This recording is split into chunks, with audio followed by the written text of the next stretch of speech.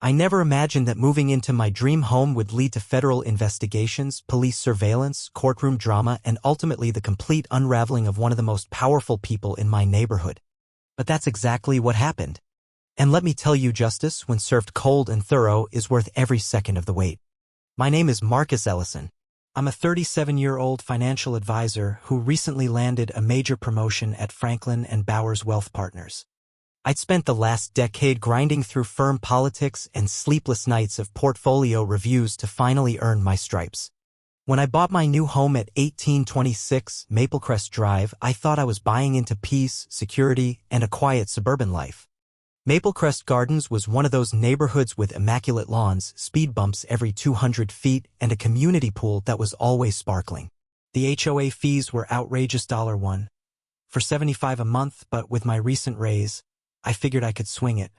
What I didn't know was that I'd walked into a pit of privilege, microaggressions, and one woman's unhinged quest for control. Her name was Linda Pruitt, HOA president, 58 years old, bleach blonde bob, pearls at all times, and an attitude that screamed entitlement louder than her Lexus SUV. I met her at the neighborhood welcome mixer, where she introduced Malaudlito every guest as our new diverse neighbor. She actually used those words. Diverse. Like I was a decorative feature meant to prove how progressive the neighborhood was. I let it slide. It wasn't my first time being the only one in a room, and it certainly wouldn't be the last. But the second red flag came just moments later when she insisted on a photo for the newsletter, standing inches from me and speaking at a volume usually reserved for shouting over helicopters. Marcus is in finance, everyone. Isn't that wonderful? She cooed like she'd discovered a stray cat that could juggle. Still, I wasn't here to get into politics. I was here to build a life. That changed the day I noticed my mail had started disappearing. It began with small things: client reimbursement checks never arriving at their destination, replacement credit cards that vanished before I received them. At first, I blamed the postal service, but a pattern quickly emerged. Items only went missing when I left them in my mailbox for pickup. Then one Friday afternoon, working from home, I glanced out the window and saw Linda herself walking up to my mailbox. Nothing unusual. She often patrolled the neighborhood on the hunt for violations. But this time, she opened my mailbox, reached in, grabbed an envelope, and slipped it into her handbag like she was picking flowers. I stared, stunned. Did the HOA president just steal my mail? That night, I installed a discreet camera on my front lawn, pointed directly at the mailbox. I baited the trap with 3 fake reimbursement checks made out to real names, all traceable. Monday morning rolled around, and sure enough, there was Linda again. This time wearing oversized sunglasses and a wide-brimmed hat like she thought she was auditioning for a spy movie. She opened my mailbox, took the bait, and strutted off down the street. That evening, I compiled everything: videos, copies of the stolen checks, timestamps, and filed a formal report at the post office. A kind postal worker informed me that mail theft is a federal crime and advised me to also report it to the police. I was preparing to do just that when Linda herself showed up at my door. "Marcus, sweetie," she said, plastering on a smile, "we never received your HOA fee this month. Is everything all right?" I nodded. "Strange. I mailed the check last week." She tilted her head, faux sympathy dripping from her voice. "The mail these days so unreliable. Maybe just write another one now." I invited her inside, sat her down in my living room, and told her I'd be happy to write another check. But first, I wanted to confirm the exact amount with the treasurer. Her smile faltered. "Oh, there's no need. It's $475 as always." Interesting. So she knew the number offhand. I played along, writing the check deliberately slowly, mentioning how odd it was that my mail kept vanishing. Her knuckles went white as she clutched her handbag tighter. "Well," she said, standing quickly, "just let me know if it happens again. We take community safety very seriously."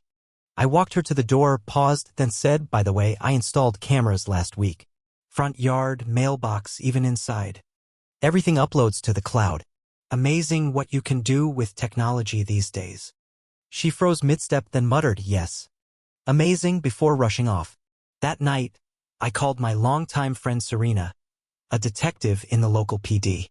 After I explained the situation and showed her the footage, she raised an eyebrow. "Mail theft is federal. You've got her. But you're going to want to build this smart." She's well-connected. Her husband is buddy-buddy with half the city council. We decided on a sting operation. I created another fake check $4 for 75 this time with a routing number that would immediately trigger the bank's fraud alert system and left it in my mailbox. The next morning, Linda took the bait again. This time, Serena's team was waiting in an unmarked car. As Linda opened my mailbox, took the check, and strutted away, I stepped out onto the porch. "Good morning, Linda. Need help with something?" She spun around, deer in headlights. "Oh, just making sure everyone got their newsletters. Funny. I don't recall receiving one." She stammered. Must have blown away. By now, Serena's team had quietly closed in. She introduced herself and asked to inspect Linda's purse. Linda refused. "This is harassment. I'm calling my husband." "You're welcome to do that," Serena replied. "But if you don't show us what's in the bag, we'll continue this at the station." Eventually, with shaking hands, Linda opened her purse. "Write the Remy Bate check plus several others addressed to me." Serena calmly handcuffed her as neighbors watched in stunned silence. "You'll regret this," Linda snarled at me as she was placed in the squad car. "You have no idea who you're dealing with." That's when I realized she still didn't get it. She truly believed she was untouchable. Later that evening, she showed up at my doorstep again, this time screaming through the door, demanding I drop this nonsense. I recorded the entire exchange.